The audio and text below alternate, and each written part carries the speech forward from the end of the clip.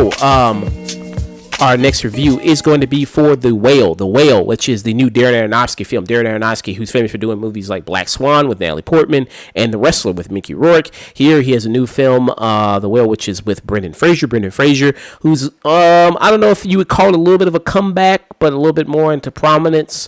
He's been around for a minute, quite a bit, with some few things. He had a moment where he did leave Hollywood due to a sexual assault that he kind of stepped away for a little bit.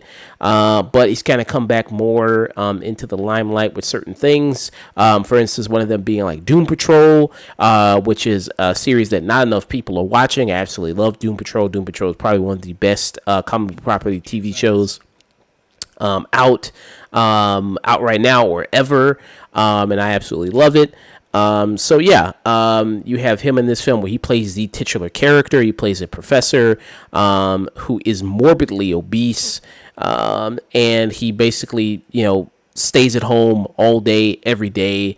The way he makes money is he does like these online courses where he blacks out during these online courses, so he's talking to university students. He blacks out his camera so they don't see him, they don't see the way he looks and the conditions that he lives in. He's also he also has a teenage daughter who's played by Sadie Sink, who people know from Stranger Things, who I very much like in that show a lot. I think she's very good. And he also has a nurse that takes care of him. Not really officially. It's just kind of somebody that, kind of like he shares a personal connection with. He doesn't pay her or anything like that, but just a woman that he shares a personal connection with that comes by, checks on him, and monitors his condition. Now, this is based on a play, and I, even without knowing that at first, I kind of like researching the movie later on. I was like, yeah, I could kind of get the feeling that this movie is based on a play. And everything like that by kind of watching it and some of the things about it. Chris, what were some of your thoughts on The Whale?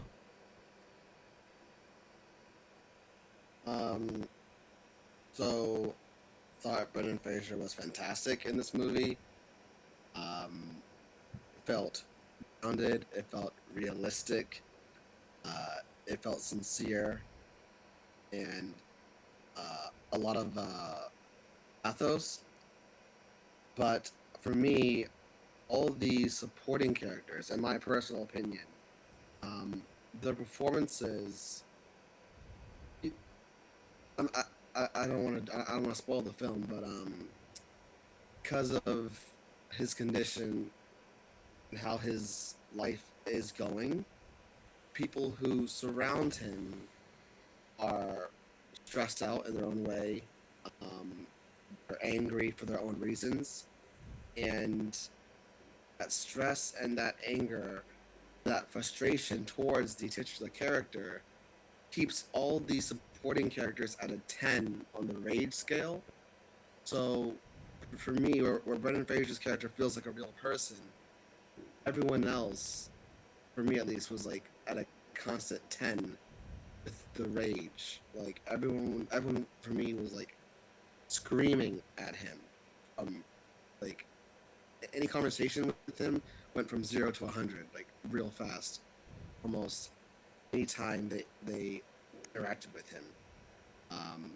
So I enjoyed the movie. I thought Brendan was great in it, but I didn't feel the same way for the characters that surrounded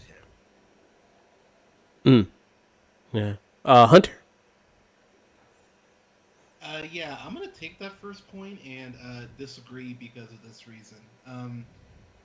There are certain times where you get to that point with someone where, maybe they're drunk driver, maybe they have drug issues, what have you, and you're telling them in love like, hey, you need to get some help, you need to get some help, you need to get some help, and there's just that point where your patience just breaks. And you're like, God damn it, why aren't you doing anything? And when you figure out what issues the side characters kind of have going on independent of him, it makes a ton of sense. Like because oh crap, Sadie Sink That's his daughter, and when you find out how things went down with them, it's like, yeah, I'd be pretty pissed off too if I was a teenager and this had happened to me.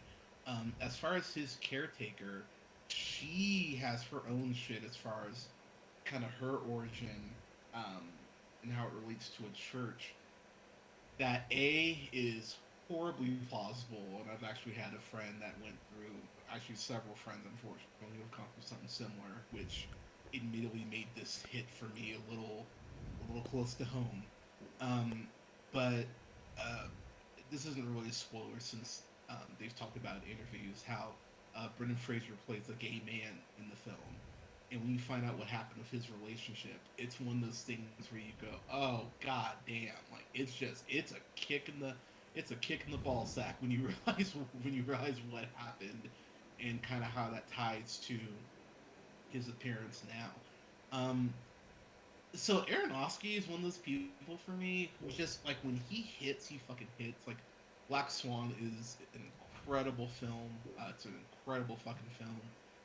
The Wrestler, as a big wrestling fan, um, I've seen a lot of my favorite wrestlers, have to have GoFundMe's and all that because Vince McMahon is a greedy bastard who won't give these guys insurance, um, which is a whole other thing. But goddamn, but I saw Mother back in 2017. I was so goddamn mad leaving that theater. I was like, God, Aronofsky sucks. And so it was really good to see him get back to something that I went, okay, this is in your wheelhouse because this goes in that 12 Years a Slave category for me, where this is one of the best movies I'll never watch it. Because this movie is just like it's like a VH1 behind the music without the potential happy ending in the last 20 minutes. Like this shit just kind of beats you down in a way. I went, God damn, this is just like it should be called The Despair instead of The Whale. Like it's a dark ass movie.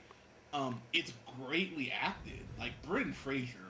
Um, there's this point where he gets up to walk towards his daughter. Like she asks him to like walk to me. Like don't use the cane. Don't use your walker. Walk to me. And that whole scene, I was like, oh Jesus Christ! Like I was doing this shit, and it's like, oh my god! And there's so many scenes like that where you're, pun intended, feeling the weight of what's happening, of what's happening in the film. But it's a hard watch though.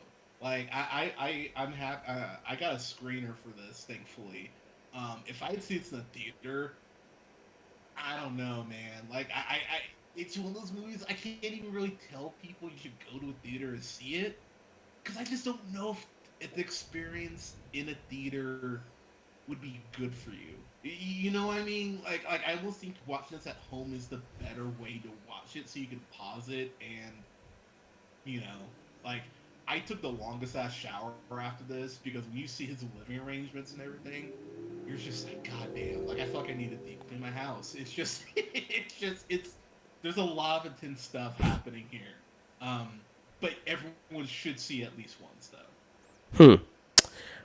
Interesting. I think I'm gonna be maybe harsher on this movie than the two of you are. I agree with Chris's point that Brendan Fraser is good in the movie. I think he's solid. I think he'll be nominated. I think he'll probably win because he's got the whole kind of story going for him, and everybody's really rooting for him a lot and everything like that. And this movie got like a 6-minute standing ovation, like one of these like film festivals and everything like that. So I think he's kind of got a lot of momentum going his way. And I don't know. I think this year for me, I think there's been a lot of great female performances I can name. Off the top of my head, like Kate Blanchett in Tar, or Michelle Williams in The Fablemans, or Michelle Yeoh in Everything Everywhere All at Once. Best male performances, I don't know. I mean, I kind of have to think a little bit harder about it. I think this one is maybe a standout. I'd have to think a little bit harder about it. So yeah, I could see him definitely getting nominated and winning. I think he is one of the strong elements of this film. I think everything else around him is pretty bad. I think the other kind of side characters are bad. Like you mentioned, Sadie Sink, his daughter, she's just angry. That's she's kind of got one mode throughout. She's the angry young girl. Okay. All right. I don't think there's You anything. hit a teenager. I mean, Yeah, I mean, teenagers are eight. yeah, I just don't think there's a lot of other depth there to that character other than that. It's like, okay, I mean, all right, you're just an angry young girl. I mean, but also it's like, I mean, you got no sympathy. I mean, look at the dude. I mean, obviously, it's like he said at one point in the movie, like, did you really want me in your life like this? I mean, like, so I think there's just that kind of going on. There's a character who's like a missionary. Like the points of the movie where it feels very much like a play is like every character has their moment to go like I'm acting. This is my scene where I can act, and like the missionary has his scene. The daughter has her scene. His ex-wife has her scene. The nurse that's taking care of him, who's Hong Cho, who we just recently saw. She was in the movie The Menu, and she did a great job in that movie. I loved her in that.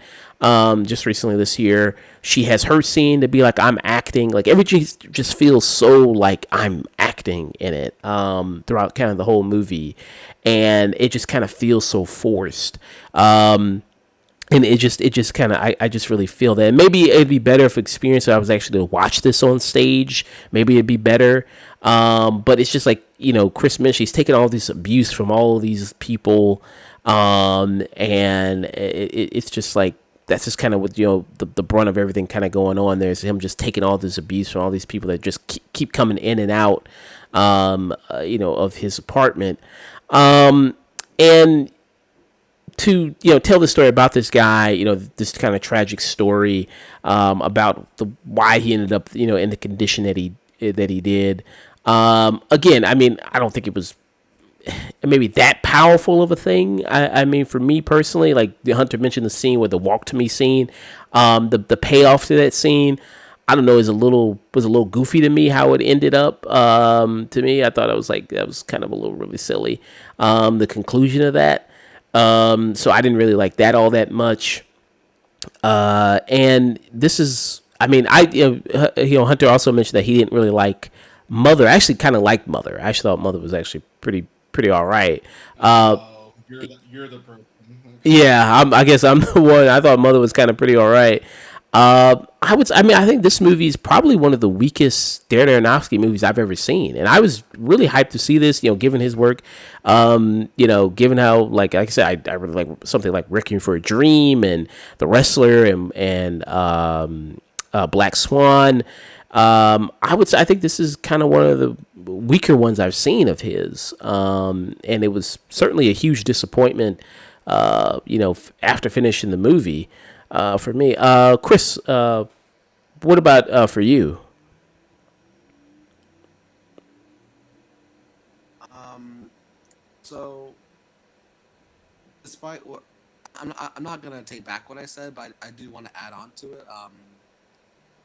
Actions do speak louder than words because this film is based off of a play, so you do get that little claustrophobic feel when we spend 117 minutes is the runtime in Charlie's apartment, and everyone keeps walking in and out, screaming at him. Um, but of course, there's more to it. Um, I'm with you, Josh. I'm not crazy about Sadie Sink. She showed more range as a moody teenager in Stranger Things than in this movie, than in The Whale. But these characters are still very complex because they are dealing with their own battles and their own trauma. Um, uh, who's the actress who plays his caretaker, his friend Hong Cho? Yeah, I only know her from the Watchmen series on HBO Max. She played I think the daughter of Ozymandias. right. Um, she was phenomenal in that. She was stoic, in control. Um, but in the Whale, I like how they are still complex characters. He says, get some help, get health insurance. I can't do this forever. You have until the weekend at this point. Like you are dying. Um, she's a friend who genuinely cares. You hear it in the dialogue. then she turns around and gives him like a burrito or pizza and burgers. She's enabling him like completely. But even that, even in her enabling, it still comes from a place of love because she wants her friend to feel some sense of comfort, and I got that. Yeah. I'm just it's just when I don't know when they walk in and just damn it Charlie, I'm like how many times are we gonna have these damn it Charlie scenes? Um, but even with that, his daughter, whether she meant to or not, by the end of the movie, after scolding this church boy, taking pictures of him, getting him to smoke weed, take a hit, or I'll say you did this to me, like spoilers. Um, she's a little sadistic, but at the end of the movie, she helps a lost boy find his way home, whether whether she meant to or not. She helps someone, and that's what her father sees, and that's why I love and Fraser's character because he's such an optimist, even though this man is dying, like his heart is failing, but his faith in humanity and his optimism is never ending. And even his ex-wife is like, Charlie, our daughter is evil. He's like, no, she's not evil. She's perfect. She's beautiful, and the aspect I liked. So I'm not crazy. Maybe it's the dialogue I'm not crazy about for the supporting characters, but their actions I think are pretty well realized and still make them complex characters. But maybe the dialogue itself isn't great, but their actions, definitely speak louder. Hmm. Hunter. Yeah. I just, yeah, we all saw different movies apparently. I the the the supporting character, the one pastor in particular. One thing that I love about I've talked about on the show. One thing I love about this current or the past Phase 4 of Marvel is that it felt like it was written by an atheist who was just like, all right, I'm like, you want to talk about God, I'll show you. And like, even as someone who identifies as a Christian, the gay marriage thing has always been one of those conversations. I'm like, I'm so sick of having this conversation. There was no term for gay back when the Bible was written, so it's not even a fucking discussion. You're just projecting your own prejudice onto the Bible to try to validate your point because you don't know how to debate. Yep, I said it. I stand by it. Shut the fuck up. And this movie goes ahead and does get into that. So whatever they really got to the nuts and bolts of that, I was just like, like I know why some people aren't gonna like this movie. It'll be strictly off of that and what the movie has to say on that. Like that will be enough for some people to go, oh, this movie's garbage. Um, yeah, Sadie, as a teen, she's sadistic as fuck. She's sadistic in the way that, honestly, teenagers that I used to pastor were kind of sadistic, and so when I saw her, I went, "Oh yeah, I recognize this kid." I was like, "This is horrifying." So people like I saw some reviews going like, "Oh, teenagers don't act like this." I'm like, "Oh, you clearly have not talked to a teenager, uh, ever." Because teenagers are horrible. And the whole missionary aspect, without getting too spoilery, um, the whole concept of saving someone, um, it's how do I put this? It'll sound bad no matter how I put it. But there's a level of like there's a level of like grossness to it where you're like, oh, you're so naive, you don't know how to think for yourself. Like you can preach to someone from a place of love and actually want to inform someone, and then there's the opposite side of the coin where you're trying to just corrupt someone. And the way that this person goes about it is really gross, especially with Fraser's character's sexual orientation. So I think the movie touches on a lot of bases that I do think are going to make people uncomfortable.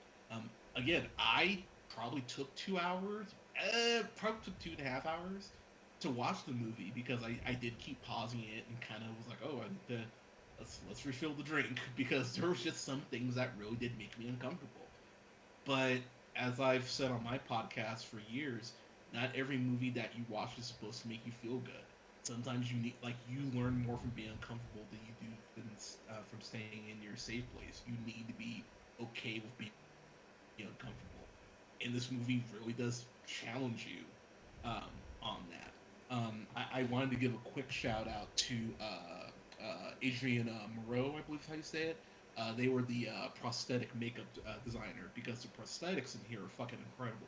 Yeah. Um, Again, it's really uncomfortable to watch at points when you just see how Fraser's living. You're just, god damn, like even his bed and how he has this like this bell that he almost like has to pull. Like it's just like to like get in the bed. You're just like, god damn, and it really does.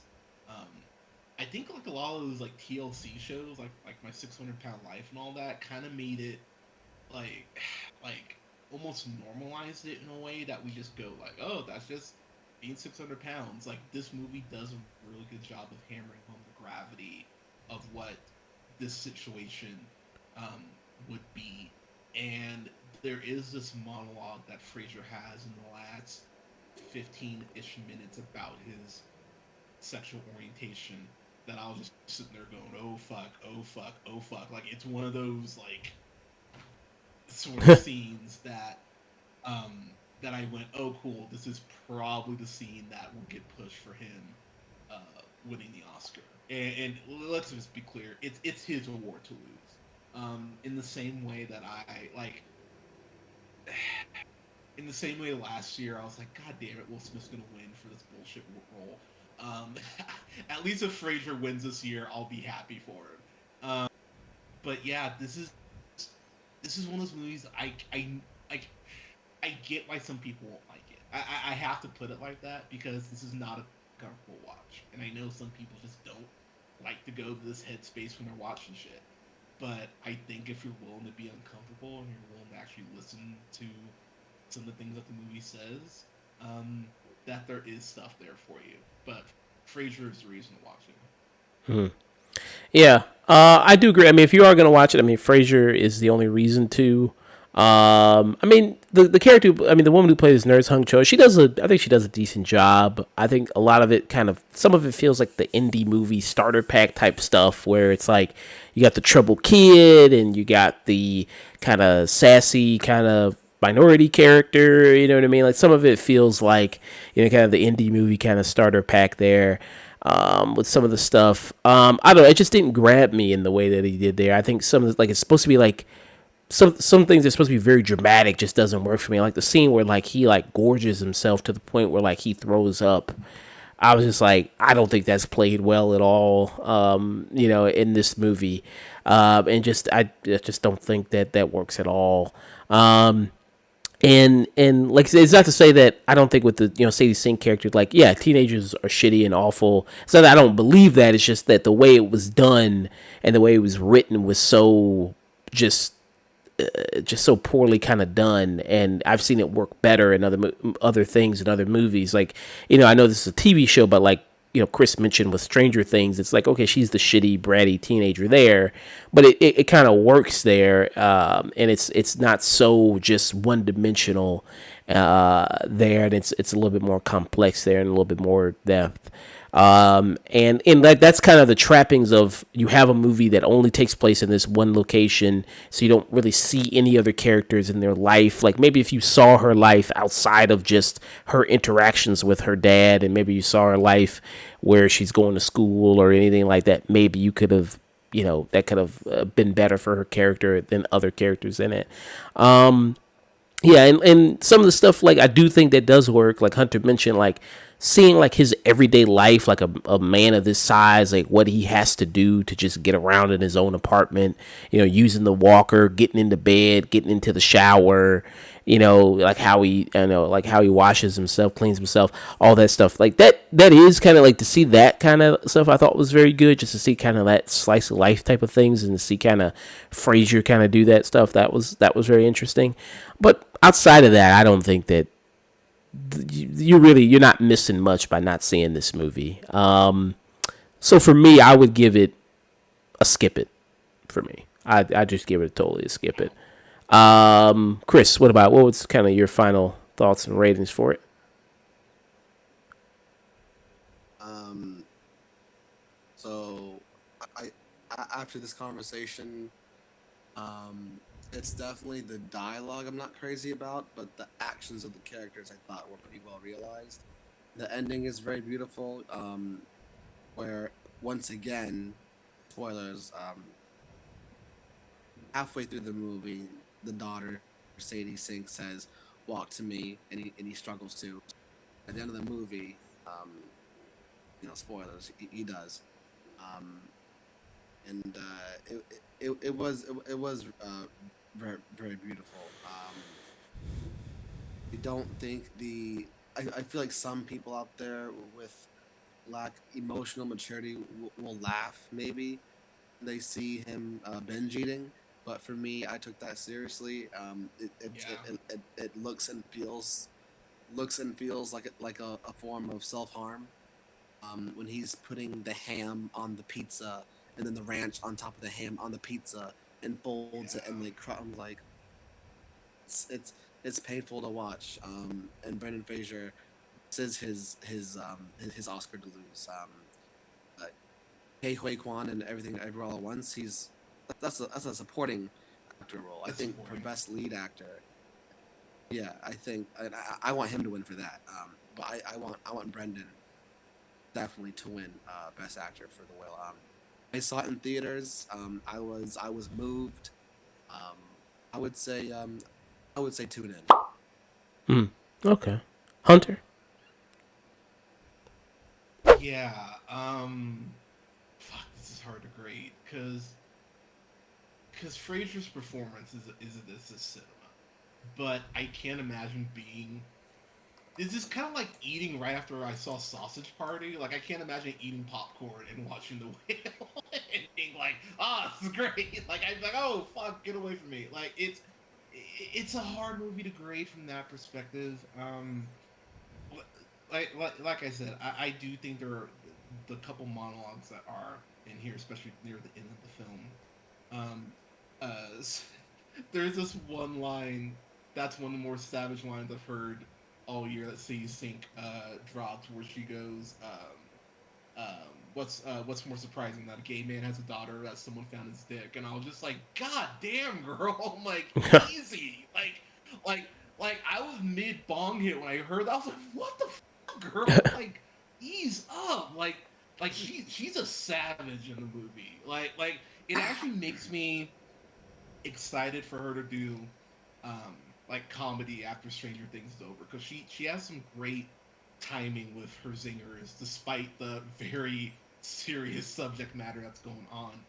Um, this is like how do I put this? This is like something like Fences, where I love the movie Fences. The movie's Fences is better, but having everything take place in like this one spot didn't bother me at all. The dialogue worked for me. The performances worked for me. Um, it's a hard watch, and that's like the biggest thing going against it. Like it is a hard fucking watch. So if someone were to tell me I'm not comfortable watching this, like, or maybe I'm triggered by this, I would completely understand and go, you know what? Fair enough. I could send you a clip or two to show you a Fraser performance just so you can kind of get a idea. But yeah, this is not an easy film. Like I said, I paused it at multiple points myself.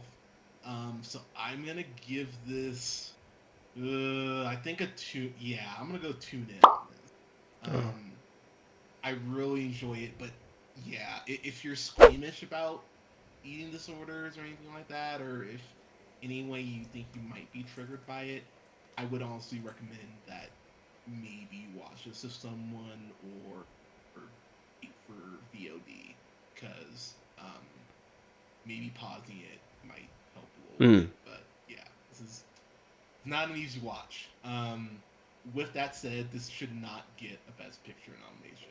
Like I know some people might ask that, and there are better Oscar films out there than this one. So just putting that out there. Yeah. Yeah. So two tune ins and I give it a one skip it for The Whale.